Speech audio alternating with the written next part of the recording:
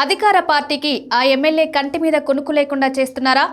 ఆ జిల్లా మంత్రికి నలుసులా మారారా? జిల్లాలో టీడీపీలో విభేదాలకు కారణమవుతున్నారా? సొంత సామాజిక వర్గాన్ని బలోపేతం చేసే పనిలో పడ్డారా? ఇంతకీ ఎవరా నేత, ఏంటా కథ? తెలుసుకోవాలంటే లెట్స్ వాచ్ ది స్టోరీ.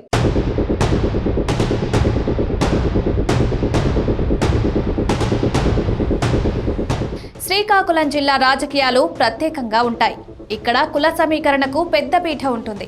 3 పెద్ద కులాలు ఇక్కడ శాసిస్తుంటాయి రాజకీయాలను. దశాబ్దాలుగా సిక్కోలుపై కాళింగ సామాజిక వర్గం రాజకీయంగా ఉనికి చాటుకుంది. అయితే ప్రస్తుత టీడీపీ హయాంలో ఆ సామాజిక వర్గానికి తగిన రీతిలో ప్రాధాన్యం లేదు. మొన్నటి వైఎస్ఆర్ కాంగ్రెస్ ప్రభుత్వంలో ఆ సామాజిక వర్గానికి పెద్దపీట వేశారు. ఇప్పుడు అది కనిపించకపోవడంతో ఆ వర్గంలో ఒక రకమైన అసంతృప్తి ఉంది. జిల్లాలో కళింగ సామాజిక వర్గానికి 2 ఎమ్మెల్యేలున్నారు.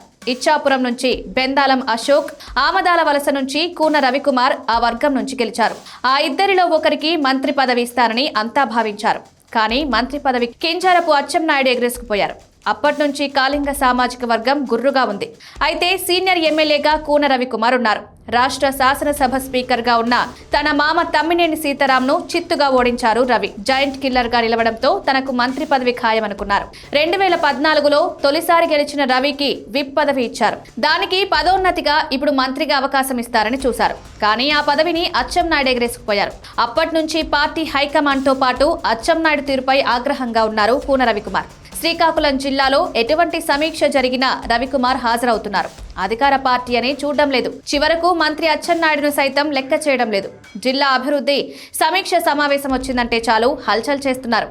రవికుమార్ హాజరైతే మంత్రి అచ్చెన్నాయుడు వచ్చేందుకు కూడా భయపడుతున్నారు. పూర్తి అన్ని శాఖలపై వివరాలు తెప్పించుకొని గణాంకాలను సైతం ప్రస్తావించి అధికారులను నిలదీశారు.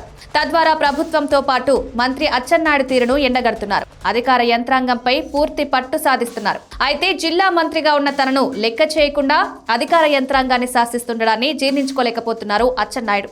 మరోవైపు జిల్లా తెలుగుదేశం పార్టీలో వర్గాలకు కారణమవుతున్నారు కూన రవికుమార్. గతంలో కివిడి కళా వెంకట్రావు వర్గం ఉండేది. ఆయన విజయనగరం షిఫ్ట్ కావడంతో ఆ పాత్రలోకి ప్రవేశించారు కూన రవికుమార్.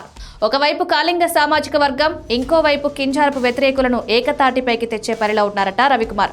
మొన్న మధ్యన అచ్చెన్నాయుడు ప్రత్యర్థి దువ్వాడ శ్రీనివాస్ సైతం రవికుమార్ కు అండగా నిలిచి మాట్లాడారంటే అందులో భాగమే. కింజారపు కుటుంబానికి జిల్లా వ్యాప్తంగా పట్టుంది. ప్రతి నియోజకవర్గంలో అనుచర గణం ఉంది. అయితే ఇప్పుడు అదే అనుచర వర్గాన్ని తన గ్రిప్ లో పెట్టుకునేందుకు రవికుమార్ తహతహలాడుతున్నారట.